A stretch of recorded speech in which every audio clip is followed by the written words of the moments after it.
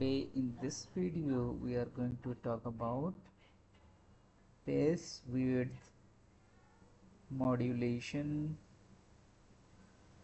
in bipolar junction transistor. Okay, so if you remember, in all our derivations we considered the neutral base width xb as constant, right? This base width however is a function of CB voltage, right? Okay, as the BC or this voltage, right, this CB collector base reverse bias voltage, okay, this reverse bias voltage will increase if you will increase this reverse bias voltage, right? This is our neutral base width.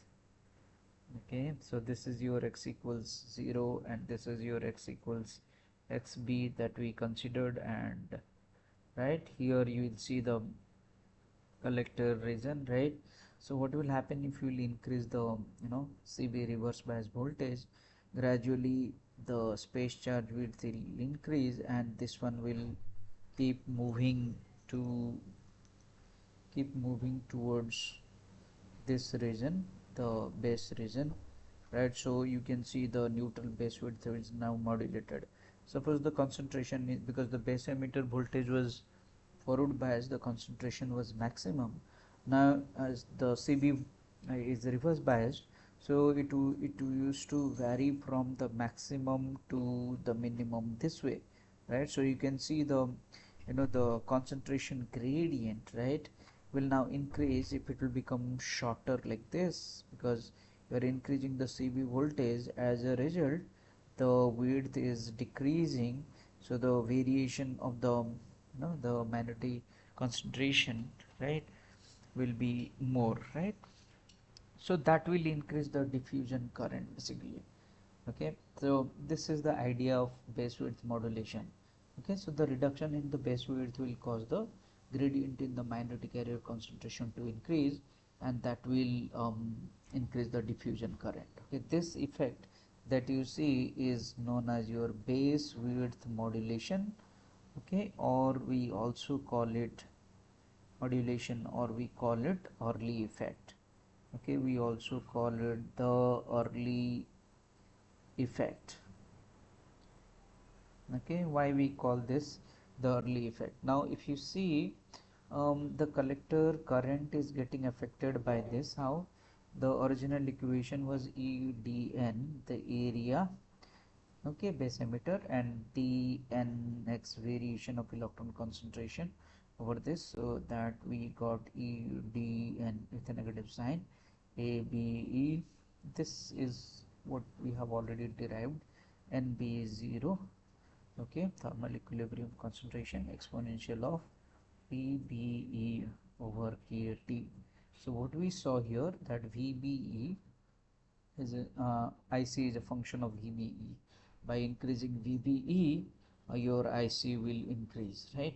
So now before this, when we consider XB constant, okay, our graphs, if you remember, okay, if I'll just plot the variation of VCB versus this IC, right, then we had this, and we are increasing the VBE, okay, then we used to get this kind of value,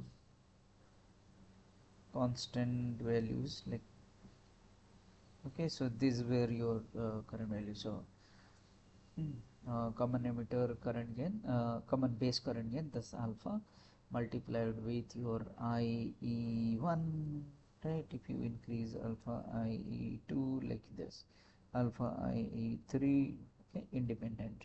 So you can see VCB and IC, okay, that increases, but further increment in is constant. VCB and IC are independent, it's kind of constant, there is no variation if you keep on increasing the reverse bias.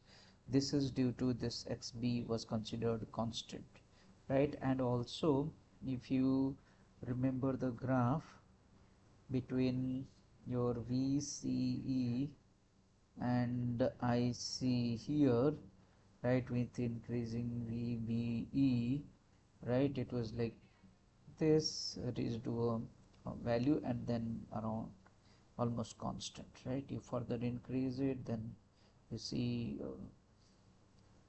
value like this and then almost constant like this, right? So here if you find out the gradient, that is 0, slope is 0, right? But when we changed the xb now, xb is now modulated, or xb is varying by changing this VCB reverse bias voltage. Okay, so what we see will now, as the concentration is changing, so this is what we got. Now I will increase the VBE and then change VCE and measure IC. Then what do you see?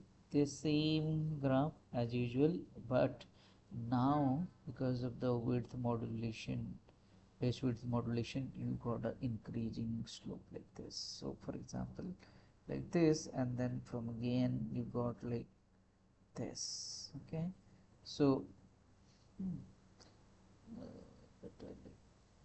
something like this. Okay, this, right?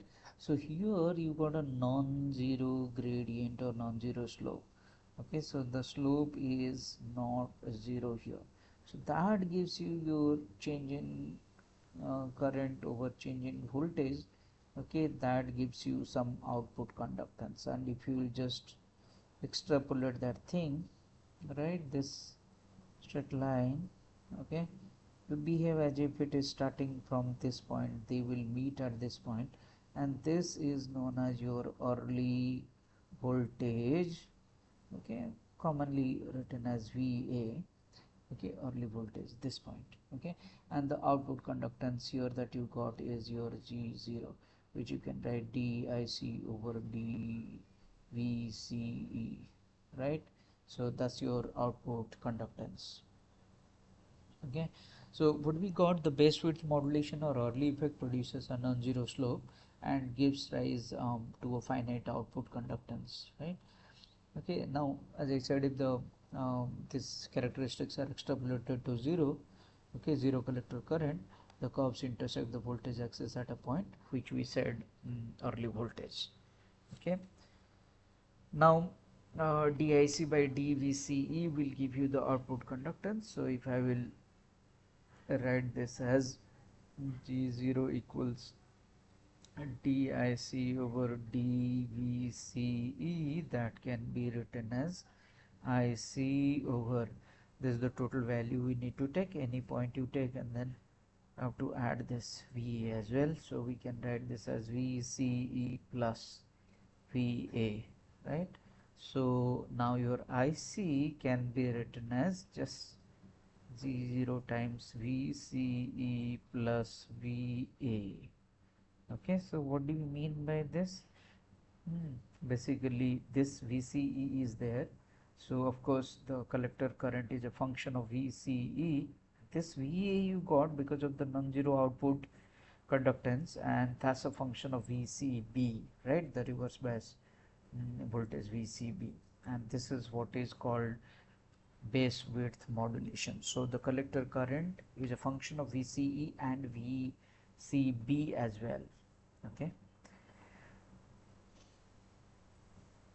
thank you.